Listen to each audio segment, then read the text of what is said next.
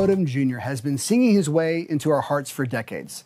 Since jumping to worldwide fame as Aaron Burr in Hamilton, Odom Jr. has not slowed down, recording albums, touring, performing on Broadway and the small screen. Segun caught up with Leslie as he prepares to bring his newest album to Boston and brought us a musical sneak peek. Leslie Odom Jr., singer, actor, writer, producer, Tony winner, Grammy winner. My brother, is there anything you can't do? Oh, there's plenty of stuff I can't do, Segun, believe me. But I've been able to make a living, though, doing the things I can do, thank goodness. Now, speaking of the things that you can do, your fifth full-length studio album, When a Crooner Dies, features 10 original songs penned by you. Can I trust myself enough to make a change? What was that process like?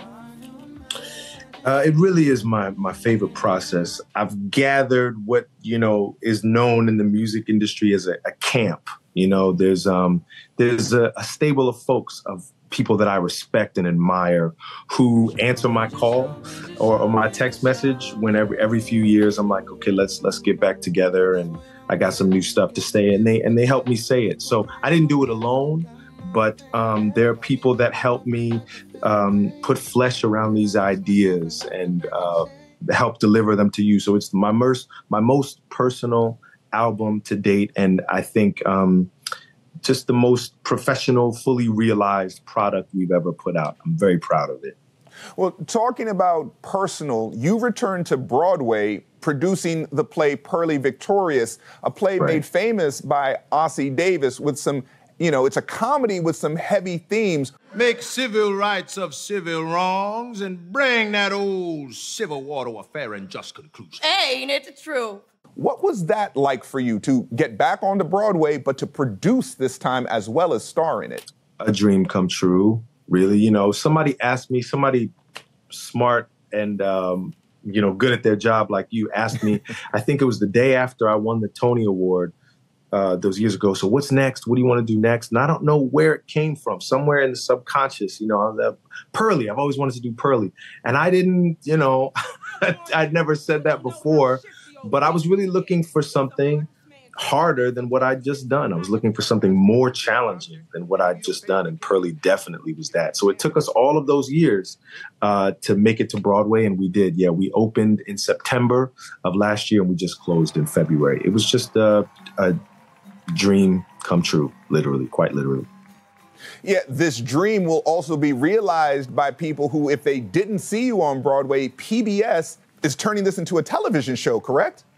That's right. We did. Growing up in Philadelphia, people in Boston probably have the same thing. People that weren't interested in the arts or in the theater. For many of us, great performances on PBS was that was our connection to these performances that we wouldn't see otherwise. And the fact that Pearly Victorious is a part of the great performances season, upcoming season, is just, it also connects me to my childhood in a way. I was so proud of the production and the performers and Kenny, our Tony Award-winning director, Kenny Leon, what he helped us deliver. But the fact that it's going to be preserved in this way, and that for some people, it'll live next to Hamilton, in their library of things that they associate with me. See you on the other side of the war. See you on the other side of the war.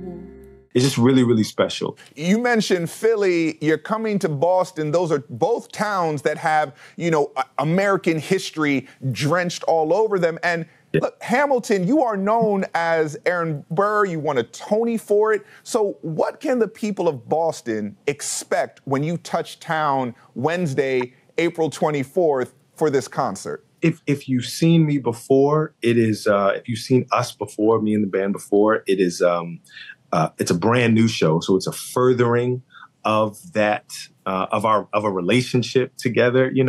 I'm trying to be a voice in this generation that sings the songs and the emotions of our time. I remember when I went to see Tony Bennett at Radio City. I think it was his 90th birthday. I saw Tony Bennett, and there was a bunch of us that honored him first, and then we sang for him first, and then he sang for us. And it was just the most glorious thing watching this guy who'd been one of the voices of a generation, of several generations, really.